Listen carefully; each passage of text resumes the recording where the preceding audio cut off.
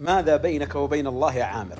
هذا عامر حاج من ليبيا، سبحان الله، قرر أن يحج هذه السنة، ولكن شاء الله عز وجل أن يصل إلى المطار وأن يتأخر في بعض الإجراءات في المطار، حتى دخل كل الركاب، كل الحجاج دخلوا إلى الطائرة وأغلق باب الطائرة، فحاولوا مع الطيار أن يفتح باب الطائرة لأنه أنهى إجراءات السفر، لكن الطيار رفض تماما. وما إن أقلعت الطائرة حتى جعل يعني راعي الجوازات يقول للحاج الليبي لعله خير، فقال هذا الليبي بإذن الله سأحج، لن أرجع من المطار هذا اليوم. فما قامت الطائرة حتى أعلن عن خلل وعطل فني في الطائرة ولا بد أن تعود إلى المطار، فعادت إلى المطار.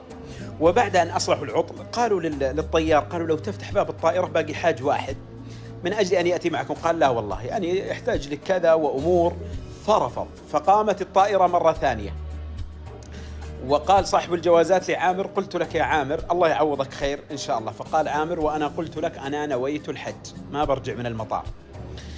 فقامت الطائرة مرة ثانية وأقلعت، فأعلن عن خلل فني آخر، فعادت الطائرة إلى أرض المطار وأصلح الخلل الفني فيها. فقال كابتن الطائرة قال والله لا أقلع حتى يركب عامر، افتحوا لعامر، السبب هو عامر.